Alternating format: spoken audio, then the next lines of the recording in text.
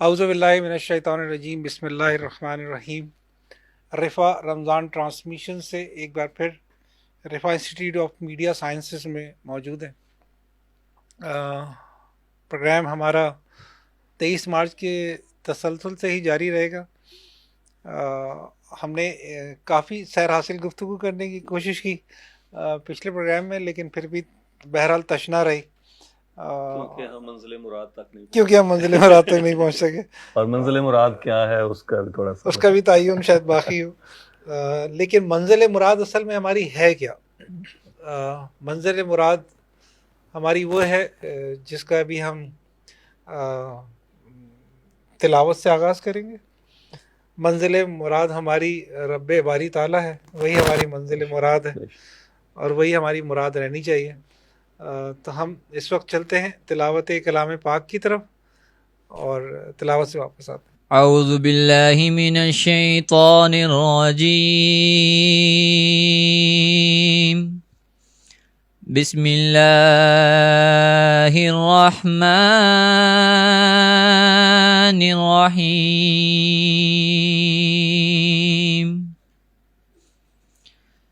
ألم نشرح لك صدرك ووضعنا عنك وزرك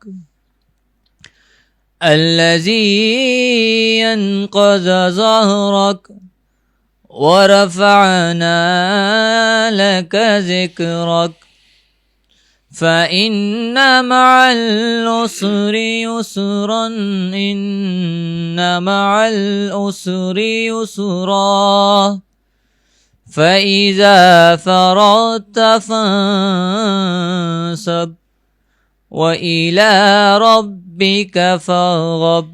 صدق اللہ العظیم۔ تلاوت کلام پاک کے بعد ہم نعت رسول مقبول صلی اللہ علیہ وآلہ وسلم کی سعادت حاصل کرتے ہیں۔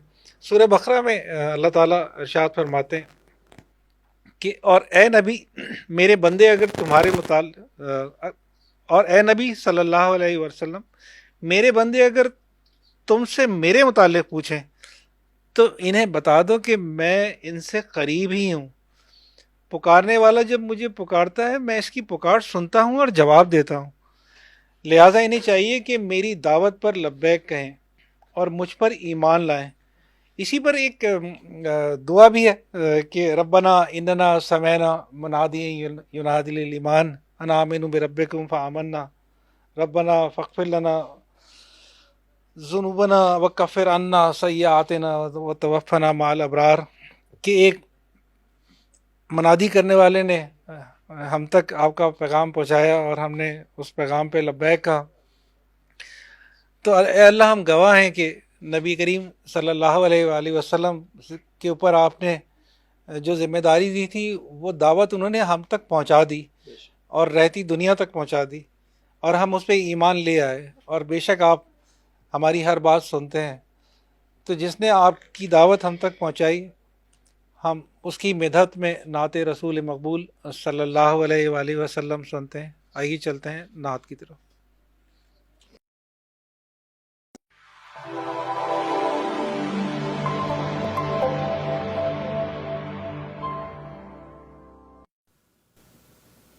گے سوئے تابدار کو، گے سوئے تابدار کو، اور بھی تابدار کر ہوش و خرد شکار کر، ہوش و خرد شکار کر، قلب و نظر شکار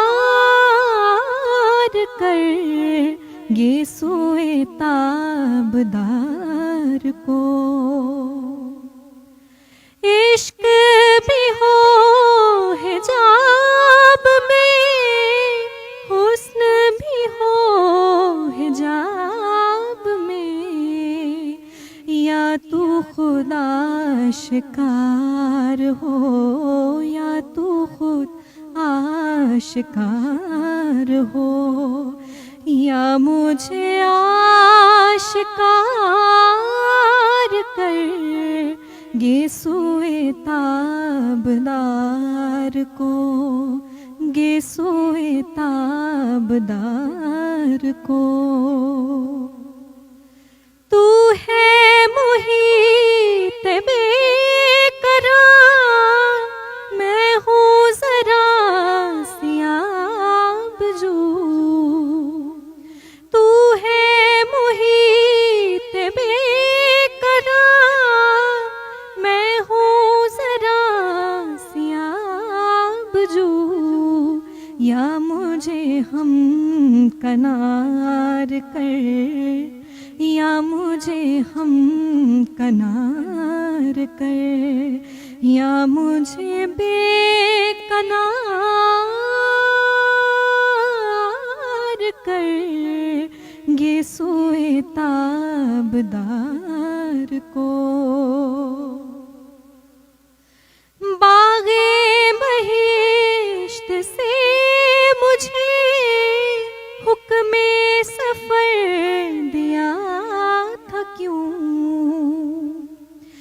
باغ بہشت سے مجھے حکم سفر دیا تھا کیوں؟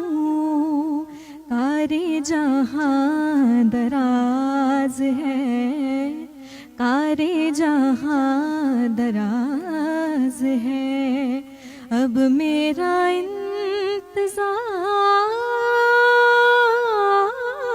کر گے سوئے تابدار کو، اور بھی تابدار کر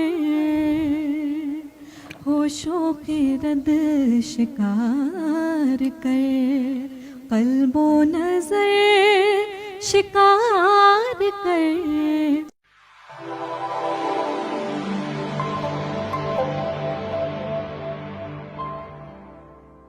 Considering a master's in game design and development.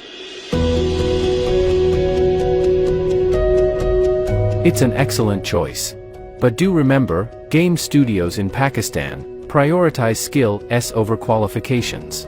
However, international game companies typically value your portfolio, skills, and understanding of game philosophies.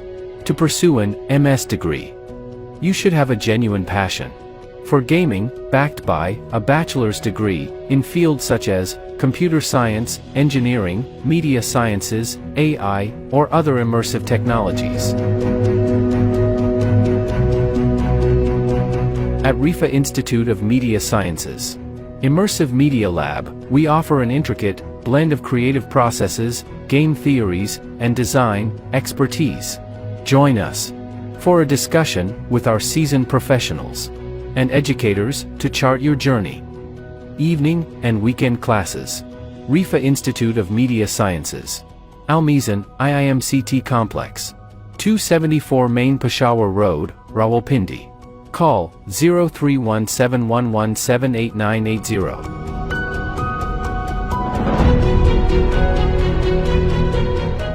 نعت رسول مقبول صلی اللہ علیہ وآلہ وسلم ابھی آپ سماعت فرما رہے تھے۔ اکرام بھائی، امام حسن البنا شہید نے رمضان کے حوالے سے ایک بڑی خوبصورت بات کہی کہ ہر سال میں صرف ایک بار آنے والا موقع یہ رمضان المعظم کا موقع ہے، جس کی آمد میں اب صرف یعنی اب آ چکی ہے اور اس کی جانے میں اب صرف چند دن باقی رہ گئے، یعنی ہمارے درمیان بس اتنا ہی ہے۔ آسمانوں کے دروازے اس میں کھول دیے جاتے ہیں۔ اللہ تعالیٰ اس ماہ کریم میں، اس دنوں میں، اس کی راتوں میں یعنی بندوں کو بہت خاص عنایت سے دیکھتے ہیں، ملاحظہ فرماتے ہیں، اور چنانچہ پکارنے والوں کی پکار سنتے ہیں، اور فرما برداروں کو کے ثواب کو دوچند کر کے ان کو عنایت کرتے ہیں، سبحان اللہ، اور گناہ گاروں کی مغفرت کرتے ہیں۔ تو ایک برسات ہے بس مسلسل۔ ہم اب ٹرانسمیشن کے جس فارمیٹ میں موجود بھی ہیں، اور پھر جتنی ٹرانسمیشن کر چکے ہیں اس میں ہم تک آواز لوگوں تک جو پہنچ رہی ہے، تو ہم ابھی رحمت کے عشرے سے باہر آ چکے ہیں اور مغفرت کے عشرے میں داخل ہو گئے ہیں۔ تو جیسے میں نے رمضان کی ابتدا میں بتایا تھا کہ رمضان اتنا حسین موسم بہار ہے کہ آتے ہی کے ساتھ ہی پہلے دن ہی اپنے لوگوں کو رحمت کی آغوش میں لے لیتا ہے، اور پھر گویا وہ رحمت ابھی ختم نہیں ہو پاتی ہے کہ مغفرت شروع ہو جاتی ہے. تو اب ہم مغفرت میں ہیں، اور ہم سب یہ دعا گو ہیں کہ اللہ تعالیٰ نے ہمیں اپنی اس رحمت کے سائے میں اب ہماری مغفرت بھی فرما دیں گے، اور ان لوگوں کی بھی مغفرت فرما دیں گے جن کے اوپر ہم آواز نہیں اٹھا پا رہے، جن کے لیے ہم بہت کچھ کر نہیں پا رہے. یعنی میری مراد غزہ کے لوگوں سے ہے، اور یہ ہمارے پروگرام کا فارمیٹ بھی ہے، اور یہ ماہ رمضان ہے. یہ بات یاد بھی رکھنی چاہیے کہ جب عنایات کرنے والا اپنے بندوں پہ عنایات کر رہا ہوتا ہے اور ماحول سازگار بنا دیا گیا ہوتا ہے، اور اب یعنی کوئی عذر ہی باقی نہیں رہتا اپنے آپ کو بخشوانے کا، نیکی سے دور رہنے کا، تو اس میں بھی اگر کسی کی کوئی بدبختی آئی ہو اور وہ اس میں بھی نہ اس کو سمیٹ سکے، جیسے وہ حدیث قدسی کہ وہ جو 3 دعائیں ہیں نبی کریم صلی اللہ علیہ وسلم کی، کہ جس نے رمضان کا مہینہ پایا اور اپنی مغفرت نہ کروائی، تو اس سے زیادہ بد نصیب کون ہوگا. تو میں تو اکرام بھائی یہ غزہ کی صورتحال کو کچھ اس لحاظ سے اس سال اس لیے بھی ذرا مختلف دیکھ رہا ہوں کہ کم از کم رمضان میں اتنا تو کر لیں کہ افطار کے وقت ہم یہ سمجھتے ہیں کہ ہمیں یہ کہا گیا ہے کہ ہماری دعائیں قبول ہوتی ہیں، تو غزہ کے لوگوں کے لیے ہم بچے، جو وہاں بچہ کھڑا ہوگا اس کو یہ کہتے ہیں کہ ہم نے افطار میں تمہیں یاد رکھا تھا، ہم نے تمہارے لیے دعا کی تھی. تو ہو سکتا ہے کہ اللہ تعالیٰ ہماری اتنی سی بات کو بھی کہیں کہ تمہیں اس نے یاد رکھا تھا، تمہارے لیے دعا کر رہا تھا اور میں یہ سن رہا تھا. دعا ہم علی سے کہیں گے کہ غزہ کے حوالے سے جو صورتحال آج کی ہے وہ ہمارے سامنے رکھیں. جی بہت شکریہ سر. جو رپورٹس ہیں وہ سٹارٹ ہوتی ہے، ایک بہت الارمنگ سچویشن ہے. ایک جو رپورٹ سامنے آئی ہے وہ ڈس اپوائنٹنگ نیوز بھی ہے کہ جو ورلڈ ہیلتھ آرگنائزیشن ہے انہوں نے یہ وارن کر دیا ہے جو فیوچر جنریشن آف فلسطین ہے اس کے حوالے سے. انہوں نے یہ کہا ہے کہ بچے جو ہیں جو بہت کثیر تعداد میں شہید ہو رہے ہیں، ان کی جو تعداد میں اضافہ ہے وہ ایک الارمنگ سچویشن بن چکی ہے ابھی یہاں پر. اچھا میں یہ خود بھی سوچ رہا تھا کہ آپ نے فوکس کی ہے اس بات پہ کہ جو بچوں کی تعداد میں اضافہ ہو رہا ہے یہ کیوں ہو رہا ہے، کیوں بچوں کو ٹارگٹ کیا جا رہا ہے. کچھ دن 2-3 دن پہلے میں نے شیئر کی تھے جو نمبرز تھے کہ 13,000 تھے، ابھی رپورٹس کے مطابق 14,000 تک پہنچنے والی یہ تعداد جو غزہ میں بچے شہید ہوئے ہیں. وہ اس لیے کہ بچے اور نوجوان وہ ہوتے ہیں جو کسی قوم کا اثاثہ ہوتے ہیں. اب بچوں اور نوجوانوں کو ختم کرنا شروع کر دیں، اس کا مقصد یہ ہے کہ آپ نے اس قوم کا مستقبل تباہ کر دیا. تو یہ پورے میرے خیال سے ایک پورے پلاننگ کے ساتھ چل رہے ہیں کہ آپ ان کے بچوں کو اور نوجوانوں کو ٹارگٹ کرو تاکہ یہ فلسطین کی جو فیوچر جنریشن ہے یہی نہ رہے تو فلسطین کیا رہے گا. تو یہ پراپر پلاننگ کے ساتھ چل رہے ہیں. اس کے بعد یہ اب سوچنے کی اور بہت حیرت انگیز یہاں پر یہ خبر ہے. میں نے ایک پہلے خبر جب شیئر کی تھی کہ $40 ملین کا جو بجٹ امداد کے لیے سعودی عربیہ نے دیا تھا US کو، تو میں نے کہا تھا ایک اور نیوز کے ساتھ، کیونکہ مجھے مطلب اب ہم اس فیلڈ میں تو اتنا اندازہ ہو جاتا ہے کہ آگے کیا ہونے والا ہے، تو مجھے پتا تھا کیا ہوگا، تو وہی ہوا ہے. میں نے کہا تھا اس نیوز کے ساتھ لنک کر کے آپ کو ایک میں بات بتاؤں گا. وہ یوں ہوا ہے کہ US سیکٹری ہیں آف دا اسٹیٹ US کے اینٹونی بلنکن، وہ سعودی عربیہ کے ولی عہد محمد بن سلمان سے ملے ہیں، اور اس کے علاوہ ایجپشین پریزیڈنٹ ہیں عبد الفتح السیسی، ان سے ملے ہیں. انہوں نے سپورٹ کے لیے انسسٹ کی ہے اور ریکویسٹ کی ہے کہ آپ اس مشن میں ہماری سپورٹ کریں اور امداد بھی ہمیں دیں. اب آپ یقین کریں مسلمانوں کے لیے ڈوب مرنے کا مقام ہے یہ. میں کہتا ہوں ڈوب مرنا چاہیے مسلمانوں کو کہ ایک غیر مسلم بندہ مسلمانوں کے لیڈر سے ریکویسٹ کر رہا ہے کہ آپ ہماری اس مشن میں مدد کریں. آپ یقین کریں بندہ دنگ رہ جاتا ہے کہ وہ مسلمان کہ جو ایک امت میں ہے اور امت ایک جسم کی مانند ہے، ان کو کوئی دوسرا احساس دلا رہا ہے بھائی کہ تم آ کے مدد کرو ہماری. یہ حالت بن چکی ہے اب. اور اس کے بعد پھر سعودی عربیہ نے $40 ملین امداد دی ہے، اور وہ امداد اللہ کرے وہ جگہ پر پہنچے، مگر دی کیسے ہے آپ یہ دیکھ لیں. بالکل صحیح، یہ حالت ہے ہماری. اس کے علاوہ ایک عورتوں کا گروپ تھا جس نے UK کے پارلیمنٹ کے سامنے اپنے سروں کو مطلب شیو کیا ہے, گنجی ہو گئی, جو غزہ میں خواتین ہیں ان کے ٹریبیوٹ میں, تو مطلب یعنی احتجاج کا ایک طریقہ, احتجاج کا ایک بہت حیرت انگیز اور ایک بہت دلچسپ طریقہ تھا انہوں نے, کیونکہ بحال کسی خاتون کے لیے, مرد اگر یہ کریں تو شاید اتنی بڑی بات نہ ہو, خواتین نے یہ کیا ہے, اور یو کے پارلیمنٹ کے سامنے, اور اس کو الجزیرہ کی رپورٹس نے بھی, الجزیرہ نے بھی کور کیا اور رپورٹ میں سامنے آئی, اور انٹرنیشنلی کافی زیادہ یہ نیوز اوپر گئی, اور جتنا زیادہ یہ نیوز اوپر جا رہی ہے تو یہ جینوسائیڈ جو ہے یہ سامنے, وہ کھل کر سامنے آ رہا ہے جو اسرائیل فلسطین میں اور غزہ میں کر رہا ہے. اس کے علاوہ جذبے کی ہم بات کرتے ہیں, آئیے میں بتاتا ہوں جذبہ اصل میں ہے کیا. وہاں پر یہ ہوا کہ سنائپرز نے, اسرائیلی سنائپرز نے گھر کے اندر پناہ گزیر 2 فلسطینیوں کو ٹارگٹ کر کے شہید کیا. تو جب ایک جو فلسطینین باہر تھا اس نے جب دیکھا یہ عالم, تو اس نے اپنی جان کو رسک میں ڈالا اور چھپتے چھپاتے گیا اور گھر سے ان 2 لاشوں کو لے کر آیا اور ان کو دفنایا.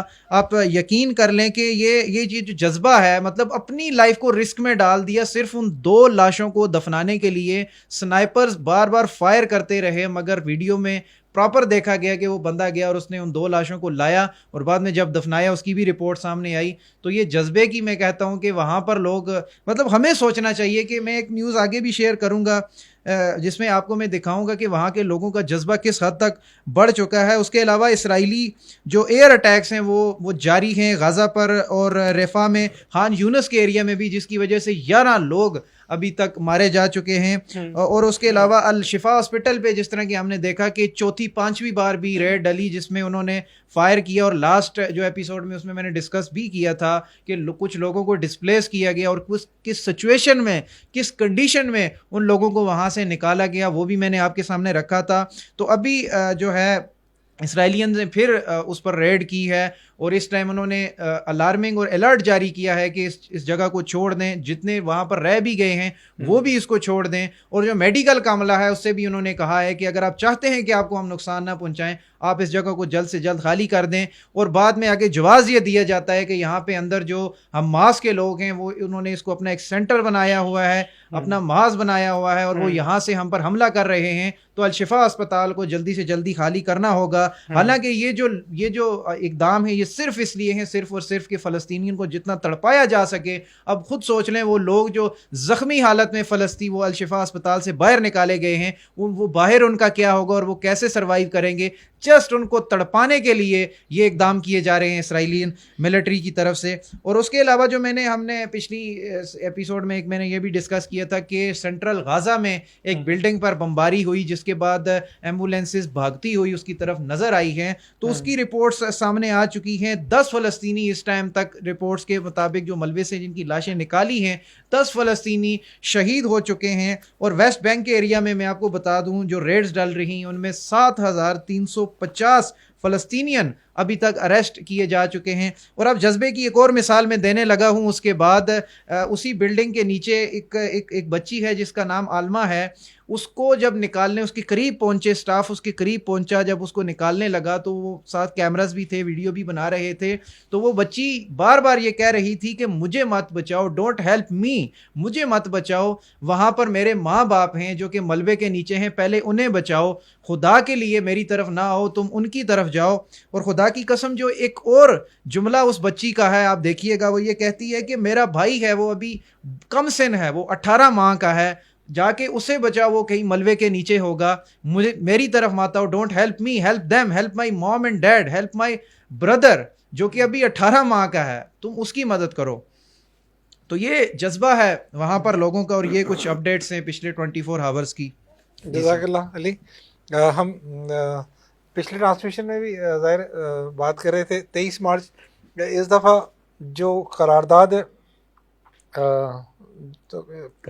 پاکستان وہ رمضان کے مقدس مہینے میں ہے, تو ہم نے ایک قرارداد اس ڈرامے کے آخر میں کی تھی, اور مختار مسعود نے قرارداد اصل میں کی تھی, اور اب رمضان کا مہینہ ہے. تو ہم اس عزم کے ساتھ اور اس حوصلے کے ساتھ, اس رضامندی کے ساتھ دل کی کہ اس 23 مارچ کو ہم اسی قرارداد کی طرح ہی رکھیں. اور جو مختار مسعود نے جس کے عزم کا اظہار آواز دوست میں کیا تھا, اس میں ہم نے اکرام بھائی ایک اسلام آباد میں اسکول ہے APS DCI, army public school DCI, اس کی معاونت جو ہمیں ہمیشہ رہتی ہے, انہوں نے بھی ہمیں اس کے اوپر معاونت کی تھی, اور ان کے بچے اس پروگرام میں شریک ہوئے تھے, اس فلم میں شریک ہوئے تھے ہمارے. تو اس ایک بچے نے, ایک ولندیزی بچے کی کہانی ہے جو مختار مسعود نے اپنے اس کتاب میں لکھی ہے. اس بچے نے اتنی خوبصورت ادا کی ہے, وہ کتنی خوبصورت ادا کی ہے میں پہلے ہم اپنے سامعین کو دکھاتے ہیں اور اس کے بعد بات کرتے ہیں.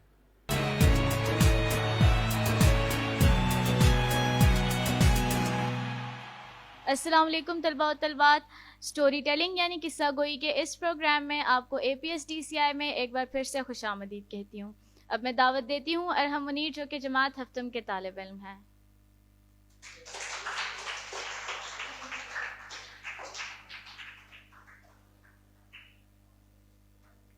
یہ ایک ولندیزی بچے کی کہانی ہے جو سرما کی ایک شام ایک پشتے پر سے جا رہا تھا کہ اچانک سے اس کی نظر ایک چھوٹے سے سوراخ پر پڑی. اس نے سوچا کہ وہ جا کر اس کی خبر گاؤں والوں کو کرے, لیکن اتنی دیر میں تو پانی کے زور سے پشتے میں شگاف ہو جائے گا. وہ اس سوراخ پر ہاتھ رکھ کر بیٹھ گیا. رات آئی تو وہ اسی حالت میں سو گیا. پہلے سردی اور پھر موت سے اس کا جسم اکڑ گیا, مگر ننھا سا ہاتھ جوں کا توں پشتے کے چھوٹے سے سوراخ پر رکھا رہا. صبح ہوئی تو لوگوں نے دیکھا ان کا محسن ایک بہادر لڑکا ہے. وعدہ کریں پاک پرچم سے سب اس کی حرمت کو قائم رکھیں گے سدا. اس پہ ہم بات کر رہے تھے. بات یہی ہے کہ یہ کہانی ہم اس سے پہلے بھی بہت دفعہ سن چکے ہیں, مگر ظاہر ہے بات یہ ہے کہ یہی ہمارا سب سے بڑا المیہ ہے, یہی ہمارا سب سے بڑا مسئلہ ہے کہ ہم میں سے ہر فرد یہ سوچتا ہے کہ میں ایک اگر یہ کام نہیں کروں گا تو کیا ہوگا.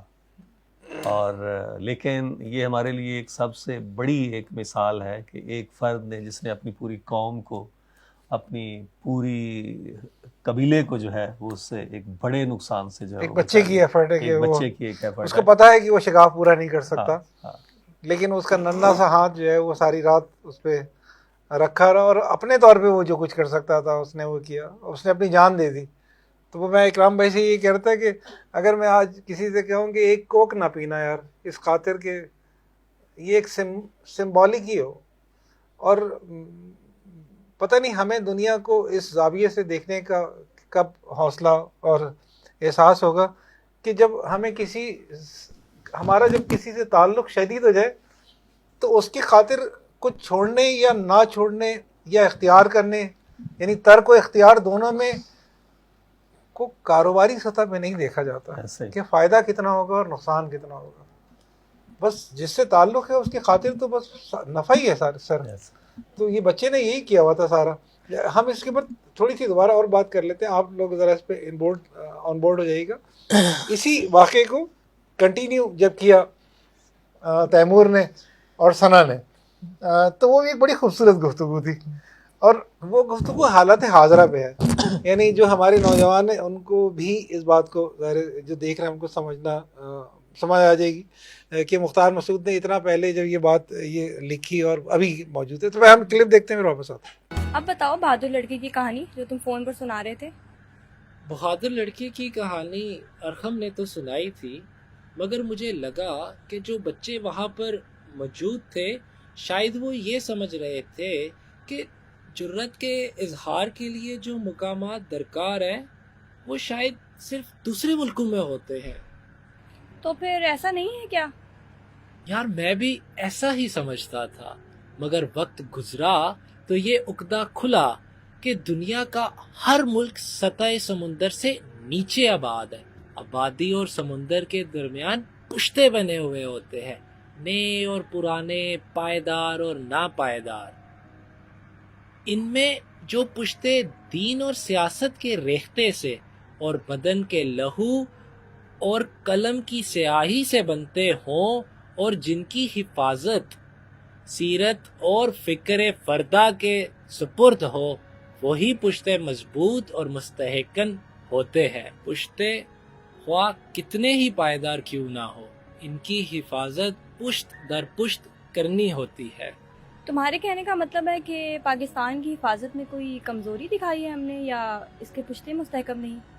نہیں، میں یہ نہیں کہہ رہا تھا۔ میرا مطلب ہے کہ پشتے خواہ کتنے ہی پائیدار کیوں نہ ہو، ان کی حفاظت پشت در پشت کرنی ہوتی ہے۔ اگر ان میں چھوٹا سا سوراخ ہو جائے، اسے شگاف بنتے دیر نہیں لگتی۔ تو کیا ارحم کی آج کی کہانی میں شگاف بند کرنے کی کوئی ترکیب تھی؟ سوراخ بند کرنے کی ترکیب بہادر لڑکے کی کہانی میں درج تھی، مگر شگاف کی کوتاہیوں کا حال ہماری 75 سالہ تاریخ کی کتابوں میں درج ہے۔ لگتا ہے آج کل تاریخ کا مطالعہ بہت غور سے ہو رہا ہے جناب۔ یار ثنا، تاریخ کو غور سے پڑھا تو پشتو اور شگافوں کی داستان نکلی۔ ایک ورق سبق عزم و ہمت، دوسرا ورق درس عبرت۔ پشتے کے بارے میں تاریخ کہتی ہے کہ مضبوط ہو تو سمندر کو روکنے والی چٹان، اور نازک ہو تو چینی کا بیش بہا گلدان۔ کمال ہے نا، کمال ہے۔ ثنا اگر تھوڑا سا اپنے تعینات کے بعد میں مائل کی روات ہوں، کیسا ایکسپیرینس تھا یہ؟ سر یہ ڈائلاگس مجھے بہت آسانی سے یاد ہو گئے تھے، کیونکہ پہلے سے ہمیں مل گئے تھے، اسکرپٹ ہمارے پاس تھا، تو یہ میں نے یاد کر لیے تھے پہلے سے ہی رات کو، تو یہ مجھے بولنے میں اس لیے آسانی لگی تھی کیونکہ مجھے یاد تھے۔ مجھے بہت زیادہ اس کو محنت نہیں کرنی پڑی ان ڈائلاگس پہ اسپیشلی، لیکن تیمور کو ٹائم لگ رہا تھا، اس کی وجہ سے پھر ہم لوگ اس سین کے اندر لیٹ ہو گئے تھے۔ لیکن جو پہلے سے یاد ہو اور آپ کو مطلب بھی سمجھ میں آ رہا ہو اس کا، تو پھر آپ کے لیے پھر اس کو جو ہے نا ادائیگی بھی آسان ہو جاتی ہے۔ تو یہ والا سین تو ایزیلی ہو گیا تھا مجھ سے۔ جو پشتے دین اور سیاست کے ریختے سے بنے ہیں، اس کی حفاظت پشت در پشت کرنی ہوتی ہے۔ بیوٹیفل، بہت خوبصورت بات ہے، بہت خوبصورت بات ہے۔ اصل میں یہ وہی بات ہے کہ آج اگر ہم ایک مغرب کی تہذیب کے بارے میں بات کرتے ہیں کہ اچھا یہ مغربی تہذیب کے اثرات یہاں آ رہے ہیں، تو وہ یہ کہا جاتا ہے کہ یہ تو عالمی دنیا ہے اور یہاں فلاں ہے فلاں ہے، لیکن میرا خیال یہ ہے کہ ہمیں ان پشتوں کی حفاظت جو ہے وہ اپنے دین اور اپنے نظریے اور اپنی فکر کے ساتھ جو ہے وہ کرنی پڑے گی، ورنہ ایسا ہم نے بارہا دیکھا کہ ایک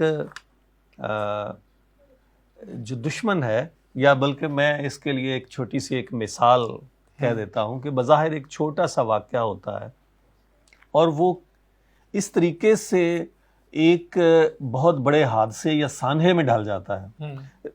حکایت ہے یا کہانی کے طور پہ سمجھانے کے لیے کہ شیطان سے کسی نے کہا کہ تم کیسے جو ہے نا یہ لوگوں میں فساد برپا کروا دیتے ہو، اور اس نے ایک حلوائی کے دکان پہ شیرہ تھا، اس نے ایسے ایک انگلی لگائی اور وہ ایسے دیوار کے ساتھ لگا دی، وہاں اس کے اوپر مکھی آئی، مکھی کے اوپر ایک چھپکلی نے جھپٹا مارا، چھپکلی کے اوپر جو ہے ایک بلی جھپٹی، اور بلی کے اوپر جو ہے ہم سایوں کا کتا جو ہے وہ بھاگا، اور وہ سارے کے سارے ان کے جو برتن تھے یا وہ جو شیرہ تھا یا جو کھانے پینے کی چیزیں تھی اس کے اندر وہ گرے، اور ساتھ والوں کے جو ہے نا جھگڑا ہو گیا کہ تمہارے کتے کی وجہ سے جو ہے وہ۔ تو اب یہی چیز ہوتی ہے، ہمارے اندر یہ میٹر ہونا چاہیے کہ ہم اس آنے والی آفت کو، اس آنے والے خطرے کو جو ابھی بالکل معمولی سا ہے، ہم اس کو اسی وقت ہی روک دیں جیسے اس ولندیزی بچے نے اپنے ہاتھ سے، ننھے سے ہاتھ سے اس شگاف کو روک دیا تھا۔ کیا بات!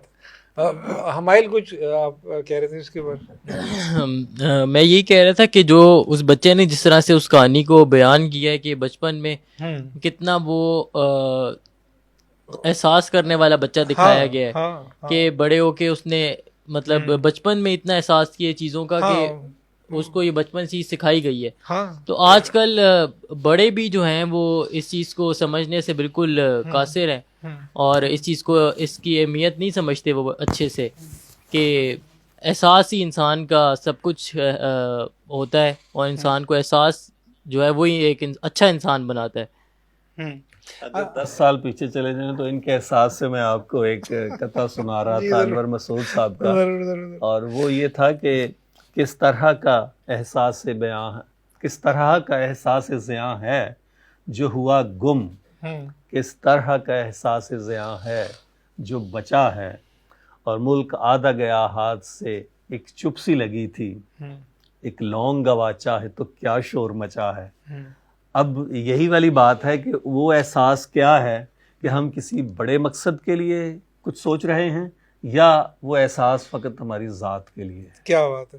اچھا، اس کے اوپر پھر ثنا نے جو ہمیں مختار مسعود کا نے جو وہ چینی کے گلدان کی کہانی تھی، ہاں، اس چینی کے گلدان میں ہم بات کرتے ہیں، پہلے اس کے ٹوٹنے کا قصہ ثنا سے سنتے ہیں۔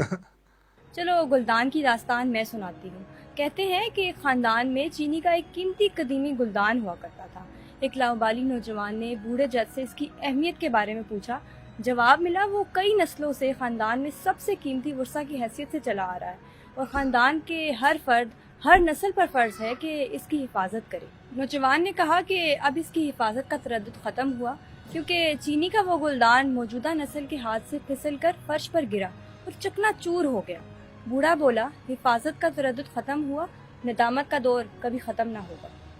ثنا، یہ گلدان 71 میں ہمارے ہاتھ سے پھسل کر گر نہیں گیا تھا، مگر واقعی حفاظت کا دور تو ختم ہوا، ندامت کا دور کبھی ختم نہ ہوگا۔ تم تو مایوسی کی بات کبھی نہیں کرتے تھے، تو آج کیوں؟ ہاں، بات مایوسی کی نہیں، مگر اس پاکستان کو ہم نوجوانوں نے گرنے نہیں دینا۔ اب ندامت کا دور نہیں، ہمیں ہنر اور وطن سے محبت کا سورج طلوع کرنا ہے۔ اس 23 مارچ میں اب یہی قرارداد ہو۔ وعدہ کریں اپنی مٹی سے سب اس کو 23 مارچ کی یہ قرارداد ہوگی۔ اس سے مجھے مختار مسعود کی ایک اور لائن یاد آتی ہے جو قائد اعظم کے بارے میں انہوں نے کہی تھی اور ہم نے اس ڈرامے میں نہیں شامل کی تھی، اور میں آپ کے سامنے رکھتے ہوں کہ بڑے آدمیوں کے بارے میں ایک غلط فہمی مجھے یہ تھی کہ قدرت نے ان کے لیے اوصاف اور خوبیوں کی ایک علیحدہ فہرست بنا رکھی ہے جسے عام آدمی کی دسترس سے بہت دور رکھا جاتا ہے۔ قائد اعظم کی ذات کا تجزیہ کیا تو یہ غلط فہمی بھی دور ہو گئی۔ بڑے آدمی وہی عام، سادہ اور چھوٹی چھوٹی خوبیاں ہوتی ہیں بڑے آدمیوں میں جن پر ہر شخص کا اختیار ہوتا ہے۔ فرق صرف اتنا ہے کہ عام آدمی میں یہ خوبیاں ہوتی ہیں اور خاص آدمی میں ان خوبیوں کی روح اور ان کا جوہر ہوتا ہے۔ قائد اعظم کی جانی پہچانی ذات میں کوئی بات ایسی نہ تھی جو سمجھ میں نہ آئے۔ شخصیت کے اعتبار سے وہ ایک سیدھے سادے انسان تھے۔ ان کی خاص خوبیوں کی فہرست کچھ یوں بنے گی: عزم، عمل، دیانت، خطابت اور خودداری۔ ان کا عزم وہ تھا جسے یقین محکم کہتے ہیں۔ ان کے عمل کا نام عمل پہم تھا۔ ان کی دیانت کو شاعر نے مشرب نابے اور ان کی خطابت کو سخن دل نواز کہا ہے۔ ان کی خودداری نظریہ خودی کا نمونہ تھی۔ قائد اعظم کے اسلحے میں یہ تینوں شمشیریں شامل تھیں جو جہاد زندگانی کے لیے ضروری ہوتی ہیں۔ ان کے توشے میں وہ تینوں خوبیاں موجود تھیں جو میر کارواں کا رخت سفر کہلاتی ہیں۔ ان کے سرد اور نحیف جسم میں ہر دم دل گرم اور جاں بےتاب کا لاوا ابلتا رہتا تھا۔ اتنی نگاہ بلند، سخن دل نواز، جاں پرسوز، یہی ہے رخت سفر میرے کارواں کے لیے۔ مگر آج کے میرے کارواں کا کیا مسئلہ ہے کہ اس کے پاس یہ ڈرامہ سارا خیط الرجال ہی ہے نا، تو ہم اس میں ظاہر اور کس طرف جا سکتے، لیکن جو اس میں آخری میں نوجوان کا ایک عزم ہے وہ بھی ظاہر ہم نے اچھا بعض جگہوں کے پر ہم نے ظاہر ہے کہ وہ سارے ڈائلاگ اس طرح نہیں لیے ہیں، کچھ امپرووائزیشن تو ہم مختار مسعود کو نہیں کر سکتے، ہم نے اپنے کچھ ڈائلاگ بھی اس میں شامل کیے۔ اچھا، اب میں ایک اس پوری کہانی کو جب ہم سمیٹنے لگے اور ہم مینار پاکستان کے اوپر بات کرنے لگے، اور آج 24 مارچ کا دن ہے، تو مینار پاکستان یعنی قرارداد پاکستان ہوئے ہوئے ایک دن ہو گئے، تو اس کی وضاحت آپ کیسے کر رہے تھے یہ بھی ہم لوگوں کو دکھاتے ہیں مختار مسعود کی زبانی. مینار قرارداد پاکستان کی مجلس کی تعمیر کی نشست تھی. تمام لوگ جمع ہیں اور مختار مسعود پہلی بار اس میں شریک ہو رہے ہیں اور اس میں یہ سوچا جا رہا ہے کہ کیا کیا جائے. ان کے ذہن میں جارج برنارڈ شاہ کا ایک مقولہ، وہ مقام جہاں خواہش قلبی اور فرض منصبی کی حدیں مل جائیں اسے خوش بختی کہتے ہیں.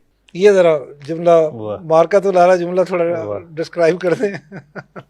فرض منصبی اور خواہش قلبی، یہ میں سمجھتا ہوں کہ بہت ہی اہم بات ہے اور یہ ہمارے نوجوانوں کے لیے بھی اور آج کی نسل کے لیے بڑی اہم بات ہے. ایک چیز اس کو میں بالکل آسان الفاظ میں اگر بیان کروں وہ یہ ہے کہ ایک چیز یہ ہوتی ہے کہ ہماری خواہش کہ ہم جو چاہتے ہیں، اور دوسری چیز یہ ہے کہ حالات کا جبر یا وقت جو ہے وہ ہمیں ایک اور کسی ڈگر پہ ڈال دیتا ہے، کسی اور راستے پہ ڈال دیتا ہے. تو وہ یہ کہتے ہیں کہ جہاں پہ یعنی جو آپ کی خواہش ہے، مثال کے طور پہ آپ صحافی بننا چاہتے ہیں اور یہ آپ کا شوق ہے، یہ آپ کا جنون ہے اور اسی میں ہی آپ کو جاب ملتی ہے، اسی میں ہی آپ کو، تو وہ دراصل آپ کے لیے خوش بختی ہے. ورنہ ایسے ہوگا کہ آپ کہیں گے کہ جی میں تو ڈاکٹر بننا چاہتا تھا اور میں تو صحافی بن گیا ہوں، یا میں کوئی اور کسی پروفیشن میں جانا چاہتا تھا. تو یہ ایک بہت بڑی اہم بات ہے کہ جس چیز کو ہم دل سے کر رہے ہوتے ہیں وہ دراصل وہی چیز ہوتی ہے جو ہمارے اندر سے پھوٹتی ہے. ورنہ کسی حالات کا جبر اس کے اندر پھر ہمیشہ ہم لوگ ڈنڈی مارتے ہیں، ہم لوگ جو ہے اس کے اندر کوتاہی کرتے ہیں. اور یہ ہم نے دیکھا ہے اور ہمارے معاشرے کے اندر یہ ایک بہت بڑا المیہ ہے، یہ بہت بڑا مسئلہ ہے کہ ہم میں سے ہر فرد جو ہے جس وہ کام کر رہا ہے جو دراصل اس کو آتا نہیں ہے، یا میرا یا اس کا کام نہیں ہے. وہ اس پہ آپ بھی لوگ رائے دے سکتے ہیں بدر کہ ایسا نہیں ہو گیا ہے کہ ہم کسی تعلیم کو حاصل کرتے ہوئے پہلے یہ نقطہ نظر بنا لیتے ہیں کہ اس میں پیسے کتنے ہیں، پھر خواہش قلبی اور فرض منصبی تو بہت دور کی بات ہو گئی نا. یعنی میرے دل کی خواہش یہ تھی اور مجھے اس خواہش سے کے مطابق یہ نوکری مل گئی، تو اب تو خواہش ہی یہ ہے کہ پیسے کمانے ہیں، ایسا نہیں ہے؟ جی سر، آج کل ایسا مطلب بعض اوقات دیکھا جاتا ہے کہ اسٹوڈنٹس ہوتے ہیں اپنی اسٹوڈنٹس لائف میں جو ان کا شوق ہوتا ہے یا جہاں پہ ان کا انٹرسٹ ہوتا ہے اس کو مطلب پرسو نہیں کرتے، صرف اسی وجہ سے کہ پیسے کہاں پہ زیادہ ہیں. میں نے بہت اپنے سینئرز اور بہت اسٹوڈنٹس دیکھے کہ اپنی میڈیا کی فیلڈ سے پاس آؤٹ ہو کے اور بعد میں کہیں جاب کر رہے ہیں، کہیں کوئی بزنس کر رہے ہیں، کہیں ریئل اسٹیٹ میں کام کر رہے ہیں، میڈیا کو ٹوٹلی چھوڑا ہوا ہے. وہ بھی شاید ہو سکتا ہے شاید اسی وجہ سے کہ کہاں پیسے زیادہ ہیں، اور جہاں پہ ان کا شوق تھا ساری عمر، جہاں پہ میڈیا انہوں نے پڑھا ہے، میڈیا میں انٹرسٹ شو کیا ہے اور اس کو بھول گئے. تو یہ سائڈ ایسا ہی. اچھا، ہم مینار پاکستان کی تعمیر میں اگلی جو بات ہو رہی تھی اس کو سن لیتے ہیں ذرا. ہم تھوڑا جلدی کریں گے کیونکہ ہمارے پروگرام کے بعد وقت کم ہے.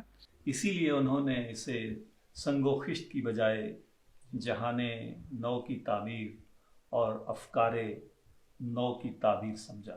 یعنی مینار پاکستان محض پتھروں کی عمارت کا نام نہیں، بلکہ یہ پاکستان ایک نئی پرعزم دنیا کا آغاز کرے گا اور نئے علوم اور فنون کے افراد پیدا کرے گا. یہ بہت خوبصورت بات.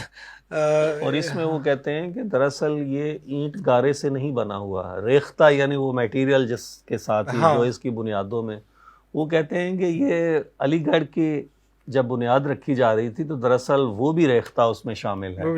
تحریک پاکستان کی ساری جدوجہد جو ہے وہ بھی اس کے اندر شامل ہے.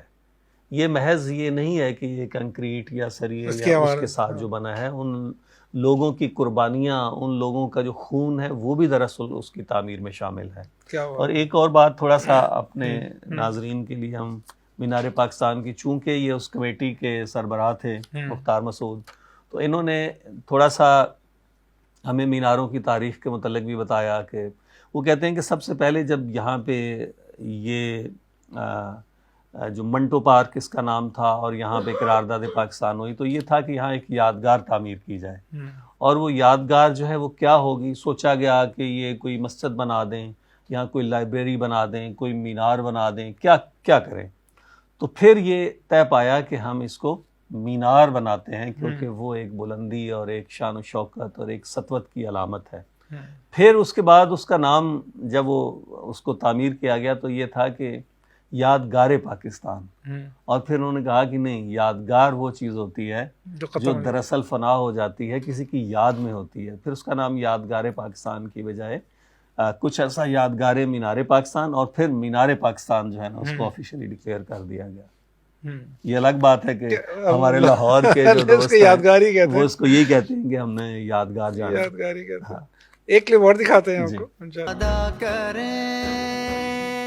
یار کہہ تو رجال اتنا ہے کہ کوئی لیڈرشپ بھی تو نہیں پیدا ہو رہی.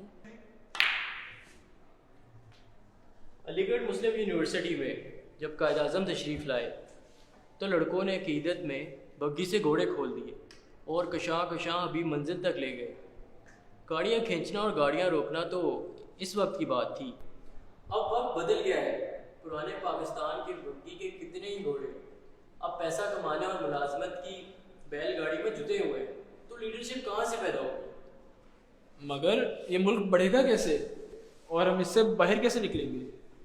ماضی کو جو لوگ روشن چراغ کی طرح رکھنا چاہتے ہیں وہ اس سے مستقبل کو بھی بہتر کر سکتے ہیں، لیکن جو لوگ مستقبل کو ماضی میں لے کر جانا چاہتے ہیں، اگر ان کو کوئی روشنی مل بھی گئی ہو وہ بھی چلی جاتی ہے. اور ہمائل اتنی مشکل بات کیسے کہہ دیا یار، اتنی آسانی. بس اتنی مشکل بات کہنے سے پہلے ضروری ہوتا ہے کہ اس کو سمجھا جائے، اور جتنی اچھے سے آپ اس چیز کو سمجھ لیتے ہو اور پھر آپ اسی طرح سے اس کو بیان کر سکتے ہو. تو میں سمجھتا ہوں ہم بھی جتنی باتیں کرتے ہیں ان کو پہلے ہمیں سمجھ لینا چاہیے، کیونکہ اگر ہم ان سب باتوں کو سمجھ لیں گے خود سے اور خود عمل کرنا شروع کر دیں گے تو ہمارے لیے آسانی ہوگی اس چیز کو لوگوں کو سمجھانے میں بھی اور بتانے میں. اچھا ویسے میں ایک جنرل اگر سوال کروں ایز اے اسٹوڈنٹ، آپ ساروں سے چاروں سے علی بھی ہیں، کہ ریمس میں کتنا سہولت ہوتی ہے یا کتنی ایک آسانی کا ماحول ہے کہ آپ کرتے ہیں چیزیں پھر سیکھ جاتے ہیں، مطلب کلاس روم اسٹڈی نہیں ہے یہاں پہ ایسا ہے؟ رفا کی سب سے اچھی جو بات ہے اگر ہم میڈیا کے پرسپیکٹیو سے بات کریں تو وہ یہی ہے کہ میڈیا ایک پریکٹیکل فیلڈ ہے، یہ تھیوری فیلڈ نہیں ہے، تھیوریٹیکل فیلڈ نہیں ہے، یہ ایک بالکل پریکٹیکل فیلڈ ہے، اور جب تک آپ کو کام نہیں آئے گا تب تک آپ کو کچھ بھی نہیں آتا. آپ نے کچھ سیکھا ہی نہیں ہے 4 سال کی ڈگری میں اگر آپ نے پریکٹیکلی کام نہیں کیا. تو ریمس کا سب سے اچھا فائدہ یہ ہوا ہے ہمیں کہ اس نے ہمیں پریکٹیکل کام سکھایا ہے. اس نے ہمیں تھیوریٹیکل اتنا زور نہیں دیا بلکہ ہمیں پریکٹیکل کام کرنے پہ اوپر انہوں نے فوکس کروایا ہے، اور کوشش کروائی ہے کہ ہم اس کے اوپر زیادہ فوکس کر کے کام سیکھ لیں اور اپنی پریکٹیکل لائف میں جتنا جلدی انٹر ہو سکیں ہو جائیں. بالکل صحیح. اچھا اب ہم رننگ آف ٹائم، میں جلدی اس کو کنکلوڈ کرتے ہیں. ایک اور آپ کا کلپ دکھاتا ہوں. اچھا ایک جو چلیں اس کلپ کو دیکھتے ہیں پھر میں آپ کو سے بات. پانی کے بلبلے پہ کھڑے معاشرے سے تم سم پوچھ رہے ہو. اللہ نے انسان کو 2 لفظوں سے پکارا ہے، ایک آدمی اور دوسرا انسان. آدمی اس کا ظاہری اور مادی وجود ہے، وہ بھی قابل حرمت اور لائق عزت ہے، مگر انسان کا مطلب ہے اخلاقی وجود. اور میرے رب کی تمنا ہے کہ اس مادی وجود کے اندر اخلاقی وجود زندہ رہے. تھوڑا سا اخلاقی پہلو بھی ہم نے اس کے اندر شامل کیا تھا. یہ میرا خیال ہے تو اگر ایک میں 2 باتیں کرتا ہوں کہ یہ بڑی اہم بات ہے، وہ یہی ہے کہ اگر ہمارے اندر جو ہے وہ صفات نہیں ہیں تو پھر ہم محض 2 ٹانگوں پہ چلنے والی ایک اسپیشی ہیں جو 4 ٹانگوں کے مقابلے میں چلتی ہے.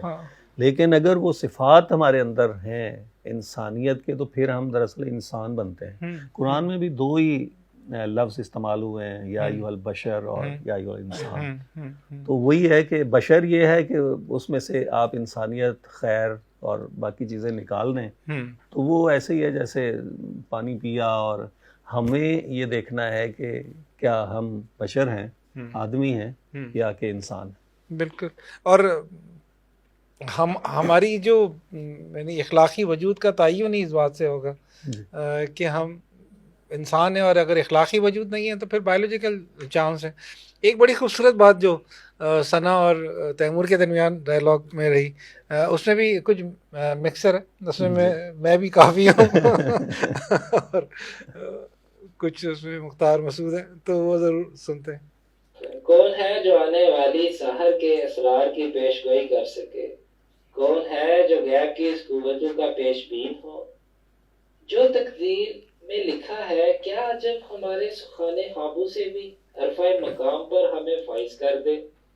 کچھ تو تم شروع سے ہی وطن کی محبت میں گرفتار تھے، اور کچھ یونیورسٹی کے ویلیوز اور مشن نے ایسا بنا دیا ہے زندگی کے مقصد کی تلاش اور پھر اس پر چلتے رہنے کی آرزو لیے رہتے ہو. زندگی کا مقصد صرف اتنا ہے کہ اس مہلت میں انسان خدا سے اپنا تعلق قائم کر لے. تلاش حق میں انسان کی ساری صلاحیتیں حد کمال تک پہنچ جاتی ہیں اور روح انتہائی بلندیوں کو چھو لیتی ہے. اور جہاں کمال اور بلندی دونوں جمع ہو جائیں وہاں زندگی ایک ایسے احساس میں بدل جاتی ہے جو صرف خدائے بزرگ اور برتر کے حضور پیدا ہوتا ہے. یہ بہت خوبصورت بات تھی ایک. اور ثنا کچھ پلے پڑ رہا تھا جب یہ بول رہی تھی؟ یہ سر یہ والے ڈائلاگس تھوڑے سے تھے، کیونکہ یہ ویسے ہم نے وائس اوور میں کر لیا تھا، ویسے آپس کی بات ہے، وائس اوور کرنا آسان تھا. یہ ٹیکنیکل، ہاں یہ اگر ہم لوگوں کو ایسے آن کیمرہ بولنے پڑتے پھر زیادہ ٹائم مشکل ہوتی تھی، کیونکہ پھر وہ ڈرون شاٹ میں ہم نے وائس اوور کر کے کر دیا. لیکن سمجھ میں سر مجھے باقی سب کا نہیں پتا، باقی کاسٹ کے لوگ، لیکن کیونکہ مجھے انٹرسٹ بھی رہتا ہے بک ریڈنگ میں انٹرسٹ رہتا ہے، مجھے اردو میں اسپیشلی مجھے انٹرسٹ رہتا ہے. جو ورڈز نہیں بھی آتے میں گوگل کر لیتی ہوں، اور وہ اس لیے مجھے جلدی سمجھ میں آ جاتے. کچھ نہیں بھی آتے، سب چیزیں نہیں آتی سمجھ، لیکن زیادہ تر میں سمجھ لیتی ہوں. تو یہ والے ڈائلاگس بہت اچھے تھے، بہت بہترین تھے. سر اس وقت میں بات کروں ڈائلاگس والے معاملے پہ، اس میں لکی رہا ہوں کہ مطلب مجھے اچھے ڈائلاگس مل گئے، سادہ الفاظ کے اور مخصوص چھوٹے ڈائلاگس تھے ہماری کی طرح، ثنا تیمور کی طرح. ایسا تو نہیں تھا کہ آپ نے صرف دروازہ کھٹکھٹانا تھا. مجھے دروازے کے پیچھے جو آواز آئی تھی نا وہ دراصل نہیں سر، وہ ایکسپیرینس کے پیچھے تو میں تھا، ایکسپیرینس میں تھا. اچھا کچھ لوگ ایسا بھی ہوتا ہے کہ وہ ڈائلاگ میں جیسے ابھی بدر کہہ رہے ہیں، لیکن بدر کی یعنی اگر ہم ظاہر اور لوگ بھی دنیا دیکھ رہی ہوگی اس پروگرام کو، دیکھیے گی انشاءاللہ، کہ موٹیویشنل فورس جتنے نظر آتے ہیں اس کے پیچھے بدر ہی ہوتے ہیں. تو یہ نہ ہو تو پھر سناٹا ہے. اس دفعہ ہم نے جو انشا فلم کی اس میں دونوں میں بدر کے ڈائلاگز آسان تھے. ہاں آسان تھے بالکل. اچھا یہ والی مگر ان کی ذمہ داریاں اور زیادہ ہوتی ہیں، بلکہ یوں کہنا چاہیے کہ جو لوگ مشکل ڈائلاگ بول رہے ہیں وہ بدر کی وجہ سے بول رہے ہیں. تو نہیں سر، مگر اس ڈرامے میں مجھے بھی یاد ہے کہ شاید آخری کا سین تھا، اینڈنگ کا سین، ادھر چیخ میری اچھی تھی. وہ چیخ تو ابھی ہم نہیں اپنے ناظرین کو دکھا رہے، اس کے لیے ہم کہیں گے کہ پوری فلم دیکھیں. بدر کی کیمسٹری اور میری کیمسٹری بہت اچھی تھی فلم کے اندر. ہم لوگ کی کافی بیچ میں تھوڑی نوک جھوک بھی چلتی رہی، وہ ہمیشہ چلتی ہے بہائنڈ دا کیمرہ. اچھا اس میں ایک واقعہ ہوتا ہے جس میں جو تیمور ہے ان کی شہادت ہو جاتی ہے. اس کے بعد پھر ایک منظر ہے جو مختار مسعود نے شہداء کے بارے میں بہت خوبصورت تحریر لکھی ہے، بہت چھوٹی سی تحریر ہے، جس کو یہ لوگ بیٹھے ہوئے سوگوار ہیں اور یونیورسٹی کا ماحول ہے، اور وہ پھر آتا ہے اور ان کی روح آتی ہے اور یہ گفتگو کرتی ہے، یا ان کی تخیل میں وہ کرتی ہے، تو وہ آپ کو دکھاتا ہے.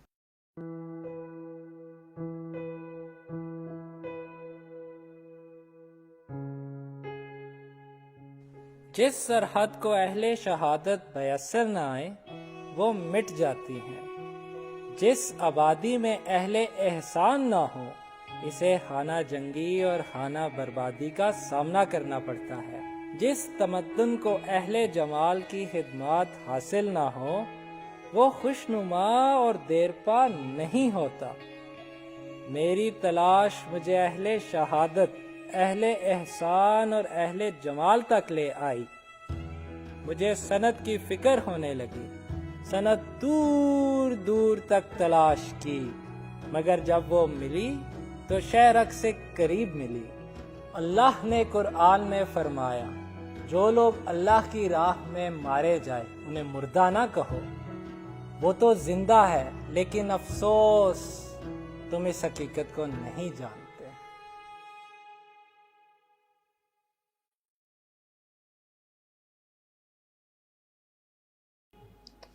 یہ دس از ویری بیوٹیفل. آخری کی 2 کلپ ہیں پھر ہم پروگرام ختم کریں گے. ایک میں آخری میں ثنا سے کہوں گا کہ وہ جو انہوں نے سیڑھیاں میں بیٹھ کے پڑھا تھا وہ ایک دفعہ خود ریڈ کر دیں. ٹائم کے اس پہ بالکل کنارے پہ پہنچ گئے. بس ہم آخری کلپ پہ انشاءاللہ تو اس کو ریڈ آؤٹ کر دیں. لیکن اس سے پہلے ثنا پہ جانے سے پہلے جو شہید کی ڈیفینیشن مختار مسعود نے کہی تھی اور اس کو حمائل نے بچوں کو بتایا تھا، وہ 2 لائنیں سن لیں بس، اس کے بعد میں ثنا پہ جاتے ہیں. حمائل بھائی لوگ کہتے ہیں کہ تیمور بھائی چلے گئے ہیں، مگر ایسا لگتا ہی نہیں ہے کہ وہ چلے گئے، وہ تو ہر وقت ہمارے ساتھ ہوتے ہیں. حمائل بھائی شہید اور محسن میں کیا فرق ہے؟ اہل احسان اور اہل شہادت میں فرق بس اتنا ہے کہ شہید دوسروں کے لیے جان دیتا ہے اور محسن دوسروں کے لیے زندہ رہتا ہے. ایک کا صدقہ جان اور دوسرے کا تحفہ زندگی. یوں تو مسجد اور مینار آمنے سامنے ہیں، مگر ان کے درمیان یہ ذرا سی مسافت جس میں سکھوں کا گردوارہ اور فرنگیوں کا پڑاؤ شامل ہے 3 صدیوں پر محیط ہے. میں مسجد کی سیڑھیوں پر بیٹھی ان 3 گمشدہ صدیوں کا ماتم کر رہی تھی. مسجد کے مینار نے جھک کر میرے کان میں راز کی بات کہہ دی. جب مسجدیں بے رونق اور مدرسے بے چراغ ہو جائیں، جہاد کی جگہ جمود اور حق کی جگہ حکایت کو مل جائے، ملک کے بجائے مفاد اور ملت کے بجائے مصلحت عزیز ہو، جب مسلمانوں کو موت سے خوف آئے اور زندگی سے محبت ہو جائے تو صدیاں یوں ہی گم ہو جاتی ہیں. اس کی عزت پہ انگلی اٹھانے کا ہم کوئی موقع نہ دیں گے کسی کو کبھی. وعدہ کریں سر، ناشکری کا نتیجہ بے ہنری کی صورت میں سامنے آتا ہے، اور جہاں ناشکر گزار اور بے ہنر جمع ہو جائیں وہاں منافقت کا دورہ ہوتا ہے. جب اشراف کی حاجت ہی نہ رہے تو کوئی اس کی تلاش اور دلجوئی کیوں کرے؟ ہنروروں کی قدر ناشناسی سے بے ہنری کو فروغ ملتا ہے. کم ظرف کو آنکھوں پر بٹھایا جائے تو اشراف کی عزت میں کمی ہو جاتی ہے. سر، منافقت کے لیے فضا بڑی سازگار ہوتی ہے. منافق کے دل میں کچھ ہوتا ہے اور زبان پر کچھ. جی، وہ 2 قدم زبان کے ساتھ آگے اٹھاتا ہے اور 4 قدم دل کے ساتھ پیچھے کی طرف. جس قافلے میں ایسے مسافر ہوں اس کی نہ کوئی منزل ہے اور نہ کوئی سمت. سر، ایسا نہیں ہے کہ جہاں اسے آگے روانہ ہونا چاہیے وہ وہیں سے رسوائی اور پسپائی کی راہ پہ نکل جاتا ہے. ایسے کارواں میں عبرت اور ذوق کی کمی اور بے کسی و بے دلی کی فراوانی ہوتی ہے. سر، عبرت وہی پکڑتے ہیں جو شکر کرنا جانتے ہوں، ذوق ان میں ہوتا ہے جو شرف و ہنر رکھتے ہوں، تمنا ان کی جوان ہوتی ہے جو منافقت سے نہ آشنا ہوں. اگر دل تشکر کی طرف نہیں آتا، دماغ ہنر کی طرف نہیں جاتا اور زبان حق کی طرف مائل نہیں ہوتی تو پھر یہی ہوتا ہے. پھر سر انسان کہاں رہتا ہے؟ دشت و صحرا میں بدل جاتا ہے. جب چاروں طرف بے کراں دشت آدم ذات کی شکل میں پھیلے ہوں تو اس صورتحال کو قحط الرجال کہتے ہیں.